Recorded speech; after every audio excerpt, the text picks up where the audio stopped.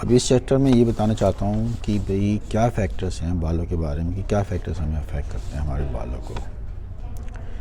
देखिए बहुत सारे मतलब फ़ैक्टर्स के समझने की ज़रूरत। एक तो ये है कि जैसे हम अपने आप को खाना पीना किसी समय, जैसे हम चार मतलब खा पी नहीं रहे, अपने आप को स्टार्व कर रहे हैं, चाहे हमें लगा कि हमारा वज़न कम है या हम, तो उससे फिर हमारे बाल जो है वो होने लगते हैं। अगर हम ठीक से खा नहीं रहे, खास तौर से प्रोटीन डाइट नहीं ले रहे हैं, तो उससे हमारे बाल जो हैं गिरने लगते हैं।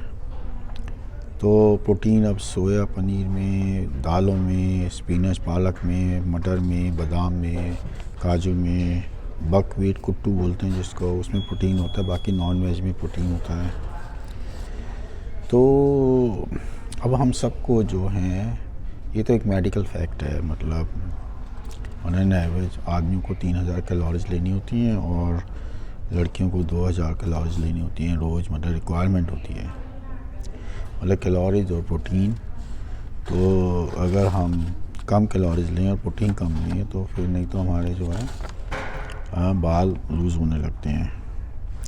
अच्छा, कोई भी बीमारी हो जाए आजकल इस तरह से नहीं होता, पहले बहुत होती, टाइफाइड हो गया, मलेरिया हो गया, बहुत ज़्यादा बीमारियाँ हो गई मतलब।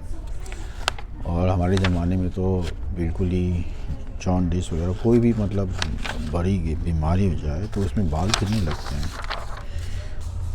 अब अच्छा, फिर स्ट्रेस, मतलब मैं तो यही कहूँगा, मैं देखिए मेडिकली तो क्या कहें आपको, लेकिन जो स्ट्रेस होता है वो हमारी 24/7 लाइफ होती जा रही है, तो मतलब मेजर साइकोलॉजिकल स्ट्रेस, उससे भी हमारे बाल जो हैं लूज़ होते हैं। और जब भी हम वेट लूज़ करने लगे अपना, चाहे हम कम खाने की वजह से या जैसे भी है, तो उससे बाल कम होते हैं।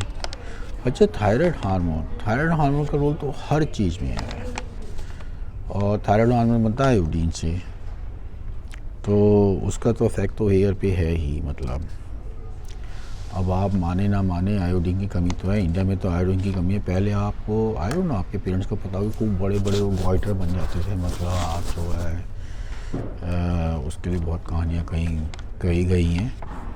तो अब तो वो देखने को नहीं मिलता, वो आयोडीन की कमी की वजह से था।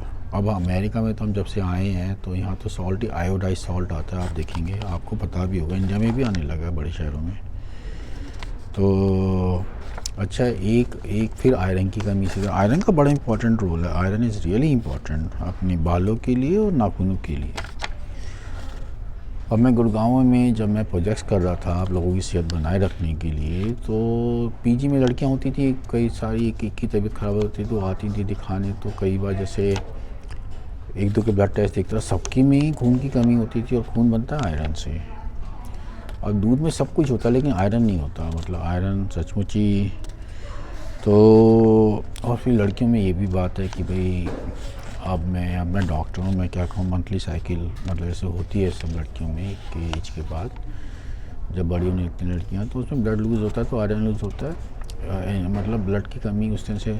तो उसमें बहुत सारी लड़कियों ने बताया उनका हीमोग्लोबिन 8-9 के बराबर था। कोई उनको वैसे सिम्टम्स तो क्या होंगे जब धीरे धीरे होता है तो, लेकिन ब्लड की कमी नहीं है, उससे बहुत सारी मतलब बातें गलत होती हैं। आपका ब्लड का नॉर्मल होना चाहिए, 13 ग्राम 14 ग्राम होना चाहिए लड़कियों का, और iron, vitamin, folic acid, B12, 3 चीज़ें जो हैं ब्लड को बहुत ज़रूरी हैं।